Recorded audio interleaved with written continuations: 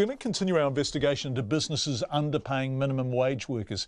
And tonight we can reveal employees of retail chain Spotlight say they too had to attend a morning meeting every day, unpaid, as part of the job.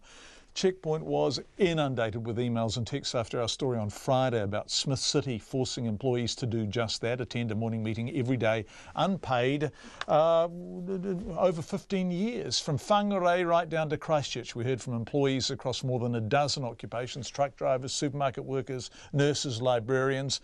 Among them, retail workers from the fabric, party supply and home decorating retail chain Spotlight. Now, in the last hour, the company has launched an internal investigation after Checkpoint brought this to their attention. Here's our reporter Zac Fleming with more. Spotlight opens at 9 a.m. in Christchurch, but Donna Bryth and her colleagues were expected to be there 15 minutes early, by 8:45, for a morning meeting. Donna, who was earning the minimum wage, says she wasn't paid for that time. Matters relating to the store, any information that was relevant for the day, relating to what we had on the shop floor and things like that. So it related to our work. So it was a meeting where you were given information to make you a better employee. Would that be fair? Yeah. And you weren't paid for that meeting? No, never paid for that meeting. So you were working but not being paid for it? Absolutely, yes. Assuming 5 days a week, that works out to be around $800 of free labour a year. And it seems this is widespread. Businesses across New Zealand are demanding free labour from low-paid workers every day.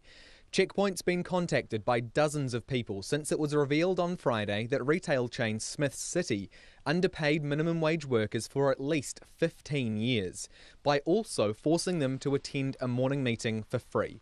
And it's not just businesses. Checkpoint's been contacted by public sector workers too, from council staff to nurses and librarians. But back to Spotlight in Christchurch, Donna worked there for 5 years until she left earlier this year. Anne-Marie Brittenden worked there on the minimum wage for 5 years too. She left in late 2016. Anne-Marie says she was told the meetings were non-compulsory, but she says that was Spotlight's definition. Oh, my definition is that you better be there. You would deem those meetings to be work? Oh, most definitely. Given that we were given instructions on specials and behaviours and expectations, the number of staff who went were counted and your names were written down. So Spotlight expected you to be there, gained a benefit from you being there, but you weren't paid? Absolutely, in a nutshell. She says she raised it with her managers. There was it's what we do.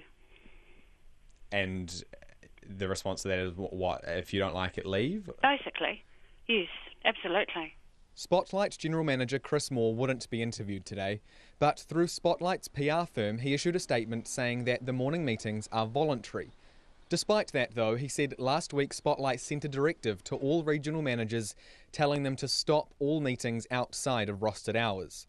The statement said Spotlight will be launching an internal investigation to make sure that all its staff have been paid fairly for all hours worked, and if they haven't been, it'll be addressed immediately. After a former Briscoe's employee contacted RNZ at the weekend saying they weren't paid for cash up at the end of their shifts, Group General Manager Rod Duke spent today seeking assurances his staff are paid for all the work they do. Is it possible there's been a slip-up? Probably. There may very well have been.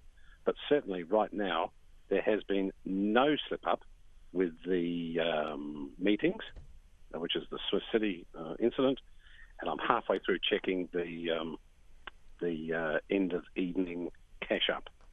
If anyone was affected by the end of evening cash up, I mean, even if it's two people in one store, could they come to Briscoe's and expect to be reimbursed for that historical pay? Immediately, of course. If there happens to be anyone who thinks they may have, very, very, very happy to check. On Friday, the government issued a warning to businesses who are asking employees to work for free. And today, Workplace Relations Minister Ian Lees-Galloway said he's concerned at the number of businesses being accused of doing so. Look, it certainly appears as though it's widespread. It's something that I remember from my younger days, that these sorts of expectations that you do a little bit of work around the edges and not get paid for it was just part and parcel of the working day. And I remember thinking at the time that it didn't seem right, but often when you're young and you're not unionised, you don't speak up. So I hope that this decision will demonstrate to all employers that this practice is not acceptable, and that they will quickly change their business practices to get themselves in line with the law. And of course, one of the roles for government is to make sure that we're enforcing the law properly, which is exactly why I am determined to increase the number of labour inspectors that we have. Anne-Marie says current Spotlight Christchurch employees are still being told to go to morning meetings unpaid. Oh, yeah, they're still there. Yep, they're still going. Checkpoint phoned the store today to check. A staff member confirmed they won't be paid for today's morning meeting. For Checkpoint, Zac Fleming.